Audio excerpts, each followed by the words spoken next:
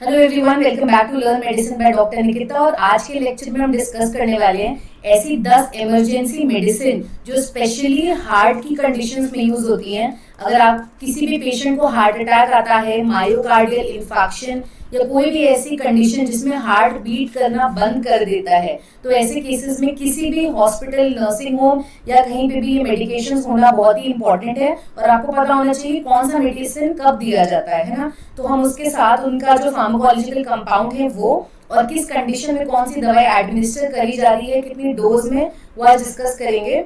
तो सबसे पहले देख लेते हैं कि जो लाइफ थ्रेटनिंग कंडीशंस हैं। लाइफ थ्रेटनिंग कंडीशन कोई भी एक ऐसी कंडीशन हो सकती है जो आपके लिए रिस्पॉन्स किसी भी पेशेंट के लिए रिस्पॉन्सिबल है उसकी लाइफ और डेथ के लिए।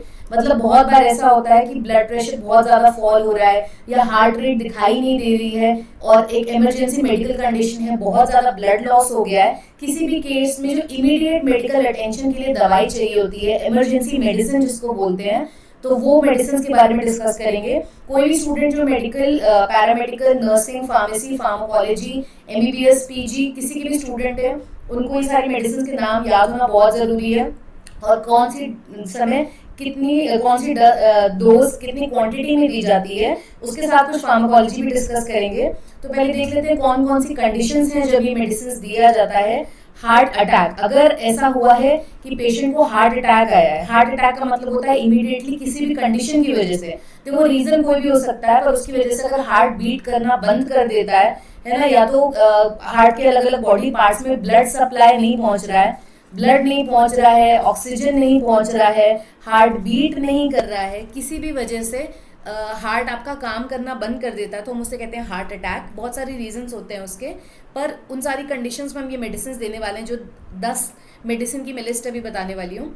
सेप्टिक कंडीशन, सेप्टिक कंडीशंस में क्या होता है, किसी भी वजह से ऐसा होता है कि आपके बॉडी में ऑर्गन फेलियर हो रहा है, बॉडी रिस्पॉन्ड नहीं कर रही है, ट्रॉमा हो गया बॉडी ऑर्गन में, किसी बॉडी में किसी भी मेडिसिन, किसी भी कंडीशन, किसी भी और बीमारी की वजह से ट्रॉमा कंडीशन हो गया है। स्ट्रोक बेसिकली आपके ब्रेन में होता है।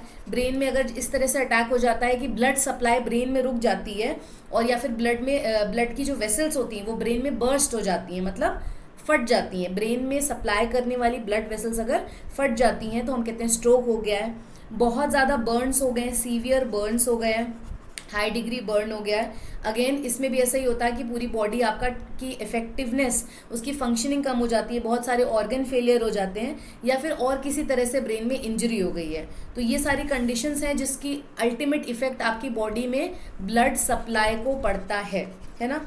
तो कौन सी केस में कौन सी दवाई दे सकते हैं ये भी डिफरेंट होता है, हर बार सेम मेडिसिन नहीं दे सकते हैं।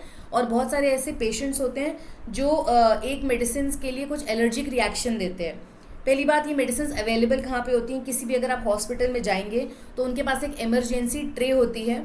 इमरजेंसी ट्रे में ये मेडिसिन अवेलेबल होना ज़रूरी है, वहाँ प्रेजेंट होती हैं। इमरजेंसी ट्रॉली, जो किसी भी इमरजेंसी रूम में जा रही है, उस इमरजेंसी ट्रॉली में ये मेडिसिन होती हैं।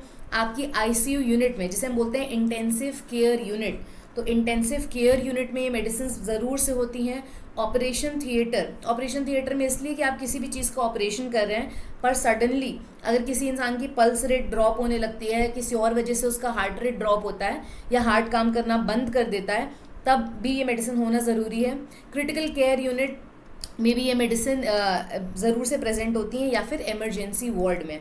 तो ये सारे मेडिसिन के वायल्स, मोस्टली ये सारे कैसे हैं, इंजेक्शंस प्रेजेंट होते हैं, और ये वायल्स में प्रेजेंट होते हैं, और इनको सर्टेन टेम्परेचर में स्टोर करा जाता है, अदरवाइज ये उतनी इफेक्टिव नहीं होगी, उसका डिग्रेड हो जाएगा। बेसिकली हम कहते हैं कि दवाई जो है डीनेचर हो गई है ना। तो हॉस्पिटल्स में इन जगहों पे इन मेडिसिन को आप ढूंढ सकते हैं, ये प्रेजेंट होंगी। और जो भी लोग मेडिकल, पैरामेडिकल की पढ़ाई कर रहे हैं या फार्मेसी, फार्माकोलॉजी वगैरह पढ़ रहे हैं, तो उनको भी आइडिया हो जाएगा कि ये मेडिसिन हॉस्पिटल में स्पेशली कहाँ कहाँ पे प्रेजेंट होती हैं। पहला हो गया हमारा एड्रेनलिन इंजेक्शन। सबसे पहला और मोस्ट इंपॉर्टेंट है एड्रेनलिन इंजेक्शन। और ये जो डायग्राम है ना, इसमें मैं हर प्रेजेंटेशन के राइट में एक इमेज दिखाती जाऊंगी, उसका आप स्क्रीनशॉट ले सकते हैं या फिर उससे डोज नोट कर सकते हैं कि वो इंजेक्शन कैसा दिखता है। सेकेंड चीज़, आपका जो मेडिसिन है वो एग्जैक्टली ये नहीं है कि सेम ब्रांड का ही आपको खरीदना है या मॉनिटर करना है। किसी भी हॉस्पिटल में कोई भी इंजेक्शंस प्रेजेंट हो सकते हैं। एंड अगर आपको कहीं पे भी ऐसा लिखा दिखता है यूएसपी, बीपी या आईपी, तो इनके मीनिंग होते हैं, जब हम फार्मेसी पढ़ते हैं तो हमने ये बात पढ़ी होगी, United states pharmacopoeia, British pharmacopoeia या फिर इंडियन फार्माकोपिया। तो हर एक फार्माकोपिया जो अपनी कंट्री के अलग अलग होती है, इंडिया में आईपी फॉलो होती है, इंडियन फार्माकोपिया, तो उसके पास कुछ स्टैंडर्ड्स होते हैं, मतलब आप कौन सी दवाई कितनी क्वांटिटी में एडमिनिस्टर करेंगे, कितने इन्फ्यूजन बनाएंगे, कितना डाइल्यूशन बनाएंगे, तो हर एक कंट्री अपना रेगुलेट करता है उस कंसंट्रेशन को।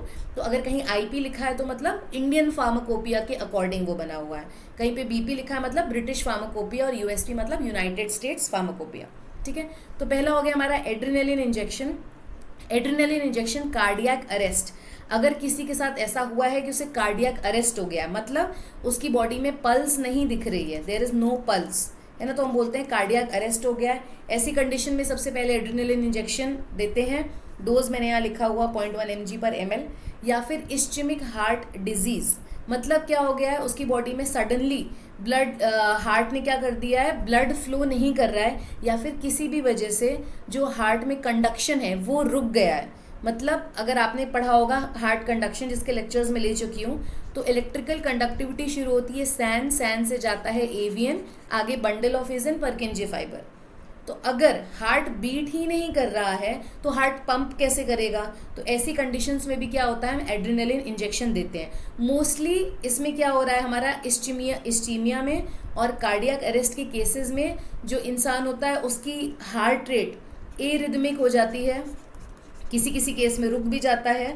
एरिदमिया हो गया मतलब abnormal beating of the heart, arrhythmia, rhythm के आगे लग गया है ए, रिदम का मतलब होता है रेगुलर बीटिंग, और ए लग गया तो मतलब इरेगुलर ब्रीदिंग। ठीक है, रिदम का मतलब होता है रेगुलर, इसको मैं यहाँ पे रब कर देती हूँ, तो या फिर मैं इधर लिख देती हूँ, रिदम का मतलब होता है रेगुलर और ए लग गया तो मतलब इरेगुलर। ठीक है, दूसरा केस में क्या होता है, ऐसा होने से किसी किसी इंसान में उसकी ब्रीदिंग रुक जाती है। ठीक है, क्या हो रहा है यहाँ पे, ब्रीदिंग रुक जाती है, वो पर्सन अनकॉन्शियस हो जाता है, मतलब होश में नहीं रहता है, अनकॉन्शियस हो जाता है। कार्डियक अरेस्ट की वजह से डेथ भी हो सकती है अगर इमीडिएट ट्रीटमेंट नहीं मिला।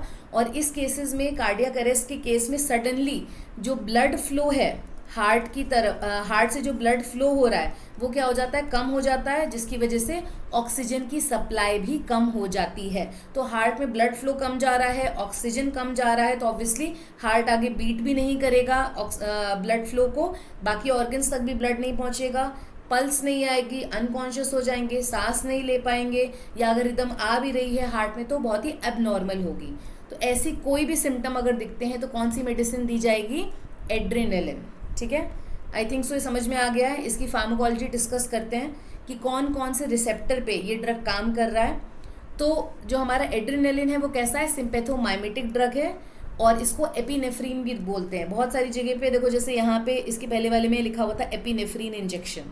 ठीक है, तो ये इसका सिनोनिम है, मतलब दूसरा नाम है एपिनेफ्रीन, तो कंफ्यूज नहीं होना है। एड्रेनलिन, एपिनेफ्रीन, फार्माकोलॉजी पढ़ा है तो ये टर्म सुना होगा। कौन कौन से रिसेप्टर्स पे ये काम कर रहा है, तो ये अल्फा 1, बीटा 1 और बीटा 2 तीनों पे ये एक्शन शो करता है, लेकिन सबसे ज़्यादा एफिनिटी किस में होती है, बीटा 1 रिसेप्टर। तो जो बीटा 1 रिसेप्टर है उस पर सबसे ज़्यादा स्ट्रॉन्ग एक्शन शो करता है एड्रेनलिन। और ये रिसेप्टर्स कहाँ कहाँ पे प्रेजेंट होते हैं, अल्फा 1 प्रेजेंट होता है ब्लड वेसल्स में, ब्लड वेसल्स हमारा जहाँ पे भी ब्लड सप्लाई कर रहे हैं पूरी बॉडी में। बीटा 1 हार्ट में प्रेजेंट होता है और बीटा 2 लंग्स में प्रेजेंट होता है। इन तीनों चीज़ों में ही एड्रेनलिन का इंजेक्शन देते ही ये तीनों चीज़ें क्या हो जाएंगी, आपका स्टिम्युलेटिव एक्शन शो करने लगेंगी, या फिर सिंपैथेटोमाइमेटिक एक्शन शो करने लगेंगी। मतलब सिंपैथेटिक एक्शन के जैसा, माइमेटिक मतलब उसके जैसा मिमिक करना, मिमिक उसकी जैसी मिमिक्री करना। किसकी जैसी मिमिक्री करना, सिंपैथोमाइमेटिक। अगर सिंपैथेटिक और पैरासिम्पैथेटिक पढ़ा होगा तो सिंपैथेटिक नर्वस सिस्टम में याद होगा हार्ट रेट बढ़ता था, और हार्ट रेट, पल्स रेट, आपका रेस्पिरेशन, ये सारी चीज़ें बढ़ रही थी। तो अगर ये मेडिसिन आपने दिया तो ये ड्रग आपकी बॉडी में जो हार्ट रेट 0 हो गया था, पल्स रेट कम हो गया था, एबनॉर्मल हो गया था, ब्लड फ्लो कम हो गया था, उन सबको क्या कर देगा, तुरंत बढ़ा देगा। तो ये इमरजेंसी इंजेक्शन है। तो किसी के साथ अगर ऐसा हो रहा है कि उसका हार्ट फेलियर हो गया तो हार्ट फिर से बीट करने लगेगा, लंग्स में सप्लाई बढ़ जाएगी, ब्लड वेसल्स फिर से ब्लड सप्लाई करने लगेंगी।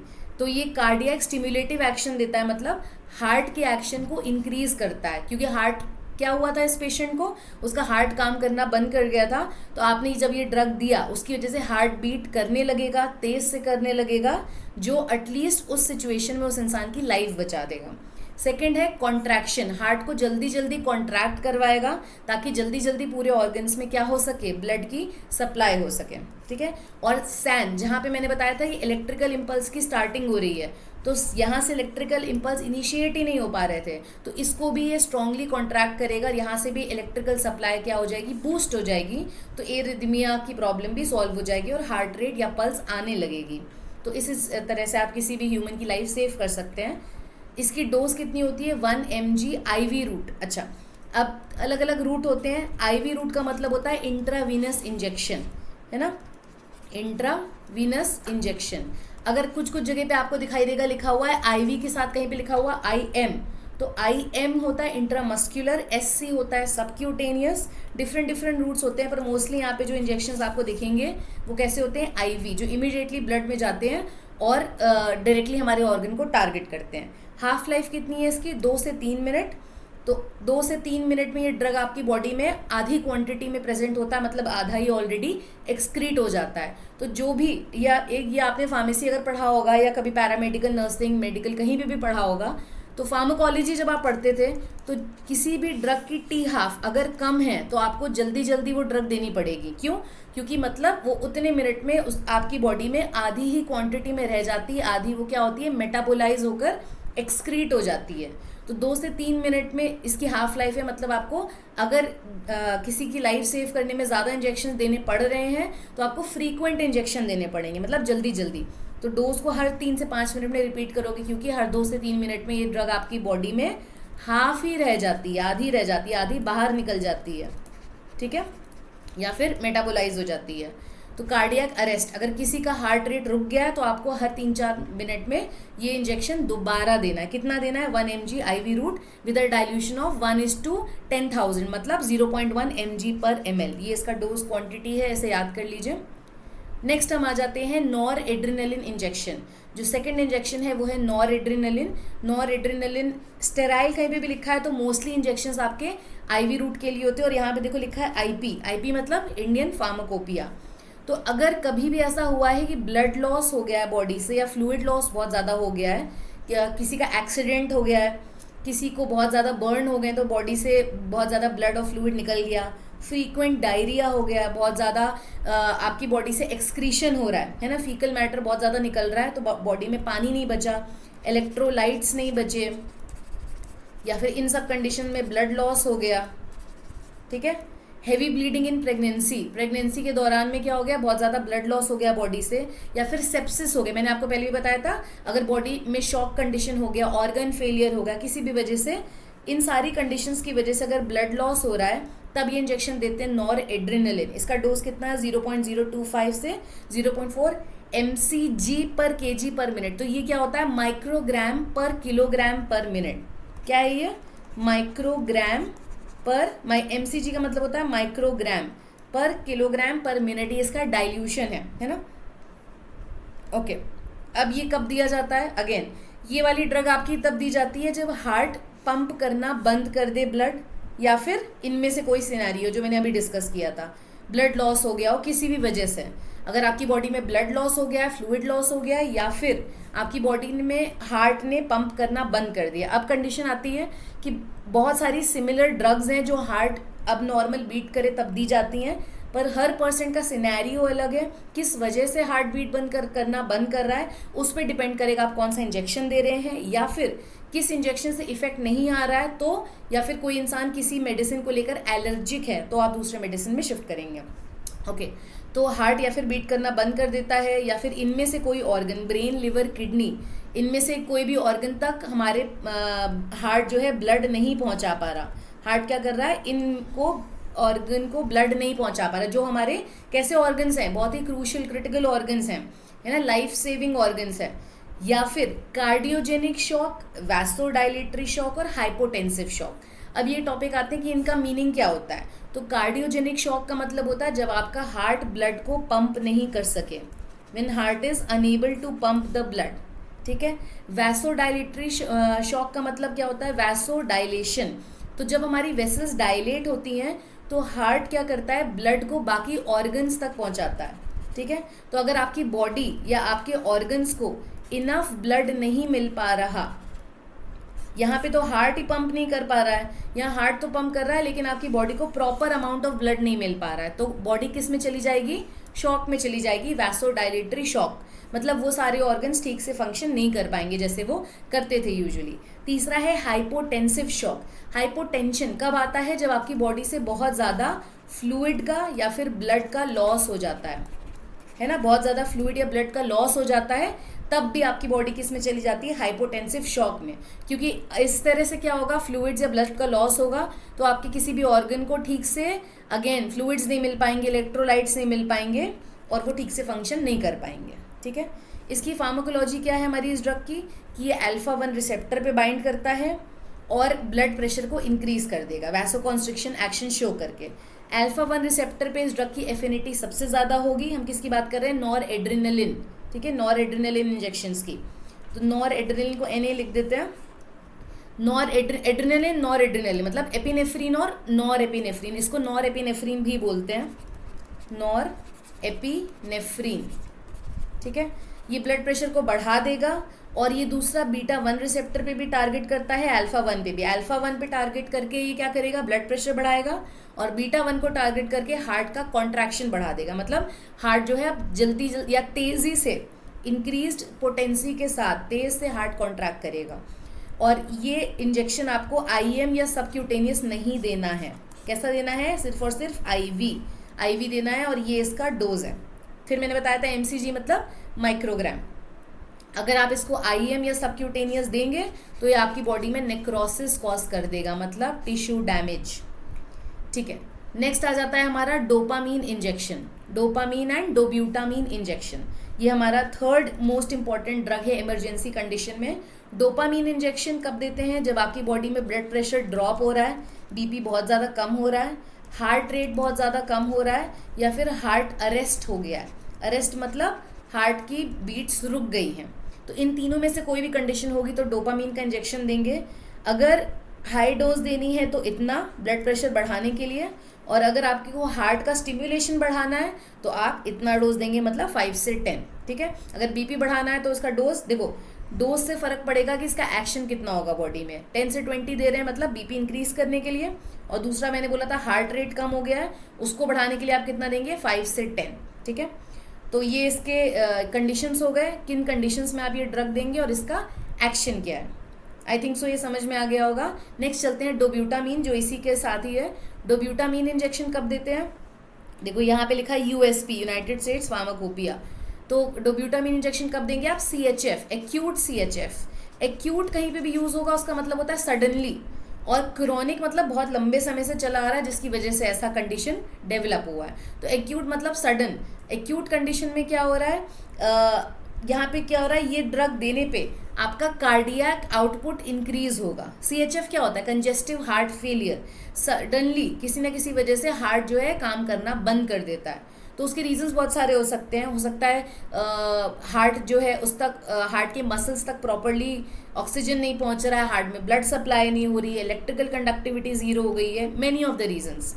तो किसी भी कंडीशन में अगर हार्ट फेलियर हो रहा है तो क्या करेंगे, ये ड्रग देने पे वो कार्डियक आउटपुट बढ़ा देगा। कार्डियक आउटपुट क्या होता है, हार्ट आपका कितना ब्लड पंप करता है, कितना ब्लड को पंप करेगा, मतलब कितना वॉल्यूम 1 मिनट में, आपका हार्ट कितनी बार बीट करता है 1 मिनट में, इनटू कितनी बार बीट कर रहा है, इनटू कितना वॉल्यूम पंप कर रहा है। इसको जब मल्टीप्लाई करते हैं तो जो वैल्यू निकल के आती है वो कितना ml ब्लड निकल के आ रहा है बॉडी से पर मिनट। ये जो वॉल्यूम होता है इसको हम कहते हैं कार्डियक आउटपुट। तो हार्ट का कार्डियक आउटपुट अगर कम हो गया है तो डोब्यूटामीन क्या करेगा, कार्डियक आउटपुट इंक्रीज कर देगा। क्यों ज़रूरी है, ये इसलिए ज़रूरी है कि हार्ट इतना ब्लड पंप ही नहीं कर पा रहा कि पूरे ऑर्गन्स तक पहुंच सके और पूरे ऑर्गन्स ठीक से काम कर सकें। तो हमारे पास जितने भी वाइटल ऑर्गन्स हम बोलते हैं वो ठीक से फंक्शन नहीं कर पाएंगे। तो ना रेस्पिरेशन ठीक से हो रहा है, ना किडनी ठीक से फंक्शन कर रही है, और अल्टीमेटली पूरी बॉडी पे इफेक्ट होता है। फार्माकोलॉजी क्या है इसकी, फार्माकोलॉजी है कि डोपामीन अल्फा-1 और बीटा-1 दोनों रिसेप्टर को टारगेट करता है, और डोब्यूटामीन सिर्फ और सिर्फ बीटा-1 रिसेप्टर को टारगेट करता है। नेक्स्ट ड्रग पे आ जाते हैं। नेक्स्ट है हमारा कैल्शियम ग्लूकोनेट इंजेक्शन। तो कैल्शियम ग्लूकोनेट इंजेक्शन ये रहा यूएसपी। किस कंडीशन में देते हैं? Cardiac arrest, cardiac toxicity, hypoglycaemia और टेटनी। अब ये क्या क्या कंडीशन है? कार्डियक अरेस्ट, कार्डियक अरेस्ट का मतलब क्या हो गया? आपका हार्ट बीट रुक गया है ना, मैंने बताया हार्ट बीट रुक गई है तो हार्ट काम नहीं कर रहा है। अगेन बहुत सारी रीजंस हो सकते हैं। कार्डियो टॉक्सिसिटी क्या है? टॉक्सिसिटी, टॉक्सिन, टॉक्सिन वर्ड आता है हमारा पॉइजन से। तो किसी भी केमिकल, मोस्टली कीमोथेरेपी वगैरह करने से या किसी भी और केमिकल की वजह से हार्ट डैमेज हो गया है। हार्ट क्या हो गया है? डैमेज हो गया है, तो कार्डियो टॉक्सिसिटी हो गई है। और हाइपोकैल्सीमिया, हाइपोकैल्सीमिया मतलब कैल्सीमिया, कैल्सीमिया किससे बनकर आया? कैल्शियम से। और हाइपो का मतलब क्या होता है? कम। हाइपर का मतलब होता है ज़्यादा, हाइपो का मतलब होता है कम। यहाँ पे हम बोल रहे हैं हाइपोकैल्सीमिया मतलब कैल्शियम का लेवल कम हो गया है। तो अगर कैल्शियम का लेवल कम हो गया और कभी भी आपने हार्ट का कंडक्शन पढ़ा होगा तो या मसल कॉन्ट्रैक्शन पढ़ा होगा तो कैल्शियम का बहुत इंपॉर्टेंट रोल होता है हार्ट की कॉन्ट्रैक्टिलिटी में। तो अगर कैल्शियम ही कम हो जाएगा तो ऑब्वियसली हार्ट आपका बीट नहीं कर पाएगा और उसकी वजह से हार्ट की कॉन्ट्रैक्टिलिटी भी कम हो जाएगी, कम कॉन्ट्रैक्ट करेगा, कम स्पीड से कॉन्ट्रैक्ट करेगा। कम स्पीड से कॉन्ट्रैक्ट करेगा तो हार्ट आपका कम ब्लड पंप कर पाएगा और अगेन पूरी बॉडी इफेक्ट हो जाएगी। टेटनी में भी क्या हो जाएगा? पेन होगा, रेस्पिरेटरी फेलियर हो जाएगा, सांस लेने में अनेबल हो जाएगा पर्सन। तो ये सारी चीज़ें हो गई। डोज कितनी होती है इसकी? 10% सोल्यूशन में 50 to 30 ml IV, IV मतलब इंट्रावीनस, 2 से 5 मिनट के इंटरवल में। और बहुत ज़्यादा सीवियर केस है तो 1 से 2 ग्राम इन 10 मिनट्स। 3 मिनट के अंदर ये काम करना स्टार्ट कर देती है और 20 से 60 मिनट्स मतलब 20 मिनट से लेकर 1 आवर तक ही इफेक्टिव रहेगी। उसके बाद आपको फिर से इंजेक्शन देना पड़ेगा। अच्छा, अब आती है बात ये कि होता कब है? हाइपोकैल्सीमिया कब हो रहा है? तो जब बॉडी में पोटेशियम और मैग्नीशियम का लेवल बढ़ जाएगा तो ये हार्ट के साथ एबनॉर्मेलिटीज़ क्रिएट कर देते हैं। क्या होता है? ईसीजी में एबनॉर्मेलिटीज़ क्रिएट होंगी, जो आपका PQRST वेव्स बनती हैं ये एबनॉर्मल हो जाएंगी। आपकी बॉडी में कार्डियोवैस्कुलर कॉम्प्लिकेशन हो जाएंगे, कॉम्प्लिकेशन हो जाएगा, है ना। हाइपोटेंशन हो सकता है, एरिदमिया हो सकता है, ये सारी चीज़ें हो सकती हैं। एबनॉर्मल, एरिदमिया का मतलब होता है एबनॉर्मल हार्ट रेट। तो एरिदमिया हो गया, बीपी कम हो गया, हार्ट में कॉम्प्लिकेशंस हो गए, ईसीजी अब नॉर्मल आ रहा है। ये सब कब होगा? जब आपकी बॉडी में पोटेशियम का लेवल, मैग्नीशियम का लेवल ज़्यादा हो जाएगा और अभी मैंने बताया था कैल्शियम का लेवल क्या हो जाएगा? कम हो जाएगा, हाइपोकैल्सीमिया। और हाइपर कैलीमिया एंड हाइपर मैग्नीसीमिया मतलब पोटेशियम एंड मैग्नीशियम के लेवल ज़्यादा और कैल्शियम के लेवल कम, तो हार्ट ठीक से फंक्शन नहीं करेगा, सारी एबनॉर्मेलिटीज़ हो जाएंगी। नेक्स्ट आ जाते हैं हम अपने एट्रोपिन इंजेक्शन पे। एट्रोपिन भी एक इम्पॉर्टेंट कंडीशन है, इंजेक्शन है। एट्रोपिन कब देंगे? जब आपकी बॉडी में सीवियर ब्रैडीकार्डिया हो रहा है। तो अभी 2 टर्म्स आते हैं, टैकीकार्डिया, ब्रैडीकार्डिया। टैकीकार्डिया जब हम बात करते हैं हार्ट रेट बढ़ता है, ब्रैडीकार्डिया जब हार्ट रेट कम हो जाता है। तो अगर हार्ट बहुत स्लो बीट कर रहा है, नॉर्मल से आपका हार्ट रेट कम हो गया है या फिर हार्ट बीट नहीं दिख रही है, ईसीजी में फ्लैट लाइन दिख रही है, तब आप इमीडिएटली कौन सा इंजेक्शन देंगे? एट्रोपिन देंगे, जो 1 मिनट के अंदर एक्शन शो कर देता है और 30 से 60 मिनट तक इफेक्टिव रहता है। एट्रोपिन इंजेक्शन का एक बहुत ही कॉमन डोज है जब किसी भी इंसान को कोलिनर्जिक पॉइजनिंग हो जाती है या फिर मशरूम पॉइजनिंग हो जाती है, ऑर्गेनोफॉस्फोरस पॉइजनिंग हो जाती है। मशरूम, अगर आपने कोई टॉक्सिक मशरूम खा लिया तो उसकी टॉक्सिसिटी दूर करने के लिए आप ये ड्रग देते हैं। और ऑर्गेनोफॉस्फोरस क्या होते हैं? आपके बहुत सारे जो ऐसे केमिकल्स हैं, मोस्टली जो आपके पेस्टिसाइड्स हैं, है ना, या फिर आपके ऐसे कंपाउंड हैं जो नर्व्स पे काम करते हैं, नर्व टॉक्सिन्स हो गए।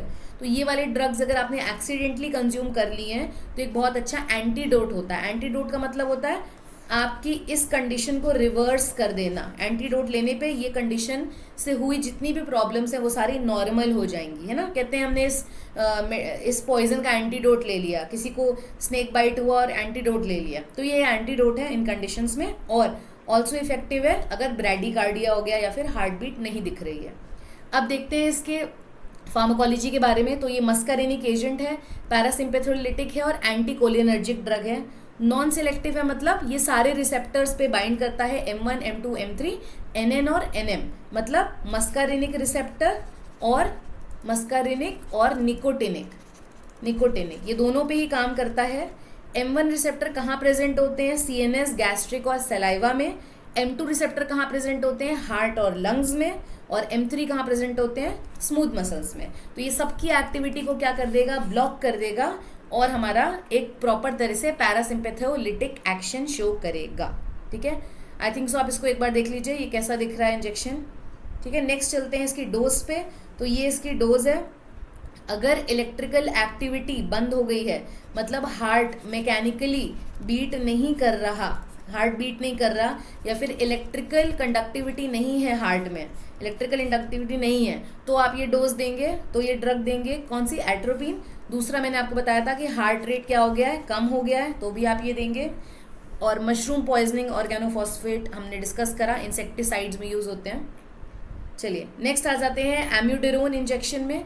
एम्यूडेरोन इंजेक्शन कैसा होता है? ये सडन कार्डियक डेथ को प्रिवेंट करता है। अगर किसी के साथ ऐसा हुआ है कि उसके जो हार्ट में लोअर चेम्बर्स हैं, लोअर चेम्बर्स क्या होते हैं? वेंट्रिकल्स। अगर यहाँ पे इरेगुलर हार्ट रेट, फाइब्रिलेशन मतलब इरेगुलर हार्ट रेट, और टैकीकार्डिया मतलब इंक्रीज्ड हार्ट रेट, अगर इंक्रीज्ड हार्ट रेट है या फिर इरेगुलर हार्ट रेट है, किसकी वजह से? वेंट्रिकल्स की वजह से। हार्ट में 4 चेम्बर्स होते हैं, है ना, एट्रिया ऊपर वाले और नीचे वाले वेंट्रिकल्स। ठीक है, तो अगर ऐसा हो रहा है तो आप कौन सी ड्रग देंगे? एम्यूडेरोन। अगेन आप एक बार मेरा लेक्चर देखिएगा, उसमें पूरे हार्ट कंडक्शन के बारे में सारे स्टेप्स एक्सप्लेन करे गए हैं। अगर थोड़ा भी समझने में दिक्कत हो रही है तो प्लीज़ गो टू दैट। ठीक है, नेक्स्ट हम आ जाते हैं इसकी फार्माकोलॉजी में। तो एंटी एरिथमिक ड्रग है, मतलब आपकी बॉडी में होने वाली जो इम्प्रॉपर हार्ट बीट बन रही है, इम्प्रॉपर हार्ट बीट जो बन रही है उसको ठीक करेगा ये। पोटेशियम चैनल को ब्लॉक करेगा, कैल्शियम चैनल को ब्लॉक करेगा, बीटा रिसेप्टर को ब्लॉक करेगा, और हमारा फेज 3 को प्रोलॉन्ग करेगा। प्रोलॉन्ग मतलब इलोंगेट करेगा। ठीक है, ये इसकी ड्रग्स हैं 300 mg या फिर 150 mg पर kg, ये इसके डोजेज हैं। नेक्स्ट ड्रग आ गया हमारा लिडोकेन। लिडोकेन या लिग्नोकेन बहुत कॉमनली नाम सुना होगा जब हम लोकल एनेस्थीसिया की बात करते हैं। अगर एनेस्थेटिक्स पढ़ा होगा तो याद होगा। लोकल एनेस्थेटिक ड्रग है, एंटी एरिथमिक ड्रग है, मतलब एरिथमिया अगर हो रहा है तो उसको ठीक करेगा। यूज़ कहाँ पे होता है? AMI, अब ये नया टर्म है, एक्यूट मायोकार्डियल इन्फाक्शन। ये कब होता है? जब आपका जो ब्लड फ्लो है वो कम हो गया है या कम्प्लीटली रुक गया है। क्या हो रहा है? ब्लड फ्लो या तो कम हो गया है या फिर कम्प्लीटली रुक गया है। ब्लड फ्लो या तो डिक्रीज हुआ है या फिर स्टॉप हो गया है। तो क्या हो जाता है? AMI, एक्यूट मायोकार्डियल इन्फाक्शन, मतलब एक टिश्यू जो होता है वो डेड हो जाता है, हार्ट का टिश्यू डेड हो जाता है जब उसके पास ब्लड नहीं पहुंचता है या फिर उसके पास सप्लाई कम हो जाती है। ऑब्वियसली उसकी फंक्शनिंग रुक जाएगी। वेंट्रिकुलर टैकीकार्डिया मैं आपको पहले बता चुकी हूँ। ये क्यों हो रहा है? डिजिटालिस टॉक्सिसिटी की वजह से अगर हो रहा है, आपने डिजिटालिस कंज्यूम कर लिया, उसकी टॉक्सिसिटी हो गई है, तो वेंट्रिकल्स में क्या होने लगेगा? Tachycardia, high heart rate ventricles की वजह से। या फिर किसी को सर्जरी हुई है जैसे कि CABG, क्या होता है CABG? Coronary artery bypass grafting. तो अगर ऐसा हुआ है तो भी हमारी बॉडी अलग अलग तरह से रिस्पॉन्ड करती है, और एरिथमिया होने लगा उसकी वजह से, तो भी आप कौन सी ड्रग दे सकते हैं? लिडोकेन।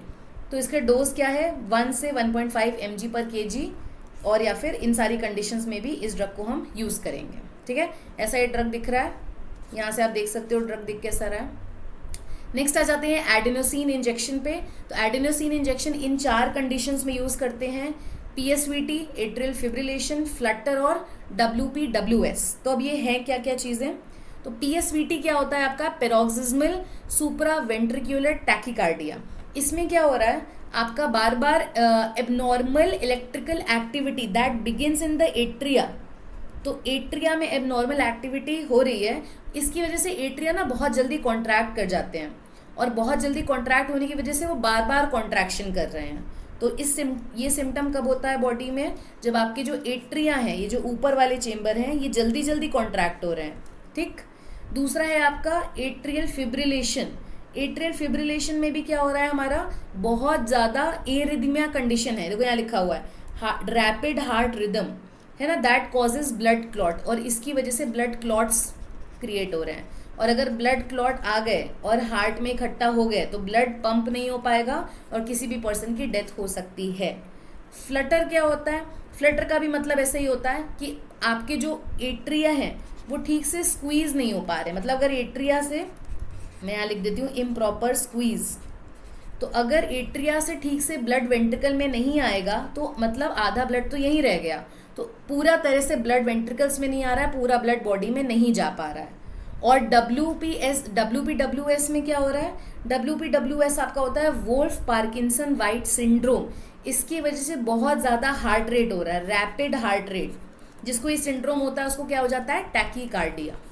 तो इनमें से अगर कोई भी कंडीशन है तो आप एडेनोसिन का इंजेक्शन दे सकते हैं। एंटी रिदमिक एजेंट होता है, मतलब रिदम को नॉर्मल करता है, ये हार्ट कंडक्शन को नॉर्मलाइज करता है, क्योंकि मैंने क्या बताया एट्रिया बहुत जल्दी जल्दी कॉन्ट्रैक्ट हो रहे थे तो हार्ट बीटिंग नॉर्मल हो जाती है। इसकी हाफ लाइफ बहुत शॉर्ट होती है, मतलब आपको जल्दी जल्दी इंजेक्शन देना पड़ेगा, है ना। तो ये रहा इसका इंजेक्शन के डोजेस। नेक्स्ट हम आ जाते हैं एस्मोलॉल पे।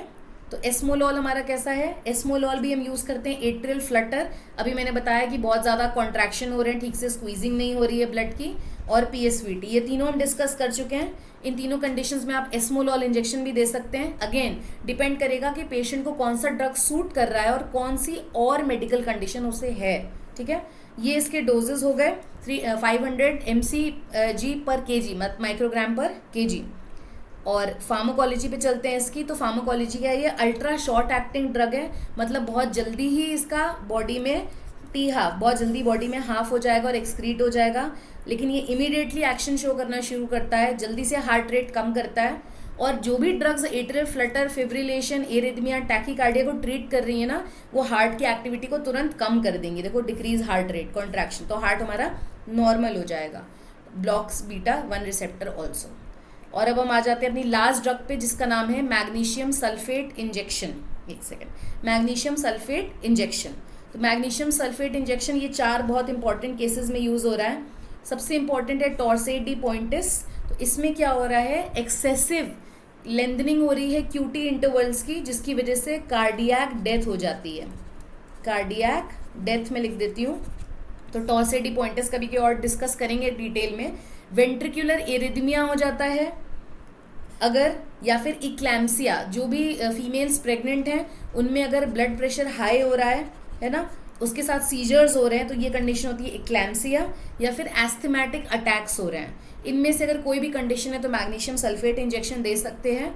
और इसकी फार्माकोलॉजी देख लेते हैं लास्ट में, एक सेकेंड, इसकी फार्माकोलॉजी देख लेते हैं। ये क्या करेगा, मैग्नीशियम और पोटेशियम के लेवल्स को बढ़ाएगा, एकदम एग्जैक्टली ऑपोजिट जैसा हम पहले पढ़ रहे थे, और कैल्शियम के लेवल्स को कम करेगा। क्योंकि यहाँ पे क्या हो रहा है, इस केसेस में क्या हो रहा है, ब्लड प्रेशर बढ़ रहा है, तो हमें इसे कंट्रोल करना है। तो मैग्नीशियम और पोटेशियम के लेवल्स को बढ़ाएगा, कैल्शियम के लेवल को कम करेगा, और ये इसके डोजेज फॉर्म हो गए। तो आई थिंक सो आज का लेक्चर आपको समझ में आ गया होगा। ये 10 इंपॉर्टेंट मेडिसिन हैं जो किसी भी हार्ट पेशेंट के साथ सडन ऐसा हो रहा है कि किसी को भी कभी कोई कंडीशन नहीं थी, एकदम से heart attack, high blood pressure, ऐसा कुछ भी हो रहा है, तो उससे लाइफ सेव कर सकते हैं। लाइफ सेविंग ड्रग्स हैं ये। और ऐसे लेक्चर्स के साथ हम आते जाएंगे। Please do like, share, subscribe to learn medicine by doctor Nikita, अगर आपको आज का लेक्चर समझ में आया हो तो। एंड जितने भी स्टूडेंट्स हैं medical, paramedical, nursing, MBBS, pharmacy, pharmacology, कोई भी हेल्थ केयर के जो स्टूडेंट्स हैं उसके सब्जेक्ट्स हम पढ़ रहे हैं, तो मुझे कमेंट सेक्शन में ड्रॉप करते जाओ टॉपिक्स जिनके भी लेक्चर्स आपको और आगे डिस्कस करने हैं। Okay, all the best, thank you.